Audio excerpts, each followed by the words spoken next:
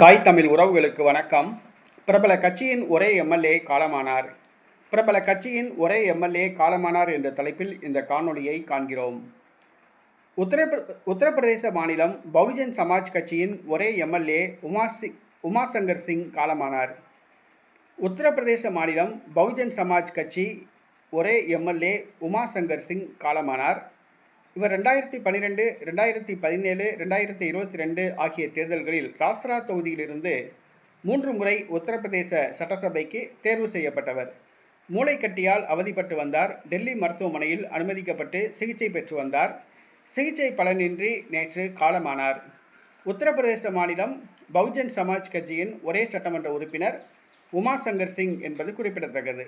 அவரது மறைவுக்கு உத்தரப்பிரதேச மாநில முதலமைச்சர் யோகி ஆதித்யநாத் இரங்கல் தெரிவித்துள்ளார். உத்தரப்பிரதேசத்தில் பகுஜன் சமாஜ் கட்சி 5 முறை ஆட்சியில் இருந்தது. மாயாவதி 5 முறை முதலமைச்சராக பதவியேற்றுள்ளார். அதில் ஒரு முறை தனி பெரும்பான்மையுடன் 5 ஆண்டு காலம் ஆட்சியில் செய்தவர். 5 ஆண்டு காலம் முதலமைச்சர் பதவியில் இருந்தவர். அவருடைய ஆட்சி காலத்தில் தாழ்த்தப்பட்ட பிற்படுத்தப்பட்ட மக்களுக்கு அநேக நன்மைகளை செய்தார். அவர் 5 ஆண்டு காலம் ஆட்சி பதவி காலத்தை முடிவெடுத்த பிறகு அவரால் மீண்டும் ஆட்சியை பிடிக்க முடியவில்லை. பகுஜன் சமாஜ் கட்சி அங்கே வளர்ந்தது. தற்பொழுது பகுஜன் சமாஜ் கட்சி இருக்கிற இடம் தெரியாமல் போய்விட்டது.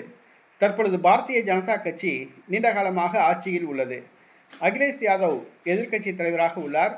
பகுஜன் சமாஜ் கட்சி உத்தரப்பிரதேச மாநிலத்தில் காணாமல் போய்விட்டது என்பது குறிப்பிடத்தக்கது. ஆனால் உத்தரப்பிரதேசத்தில் 5 முறை முதலமைச்சராக பதவி வகித்தவர் பகுஜன் சமாஜ் கட்சியின் தலைவர் மாயாவதி என்பது குறிப்பிடத்தக்கது. அந்த கட்சிக்கு ஒரே ஒரு எம்எல்ஏ தான் இருந்தனர். அந்த ஒரே எம்எல்ஏவும் காலமாகிவிட்டார் என்பது குறிப்பிடத்தக்கது. மாயாவதி தனது கட்சியை சர்வாதிகார போக்கோடு நடத்துகிறார். ஆகையால் அந்த கட்சி உத்தரப்பிரதேசத்தில் காணாமல் போய்விட்டது என்பது குறிப்பிடத்தக்கது. மாயாவதிக்கு தற்பொழுது வயதாகிவிட்டது. அடுத்த கட்ட தலைவர்களை கட்சிக்கு தலைமை ஏற்க தயார்படுத்தி வருகிறார்.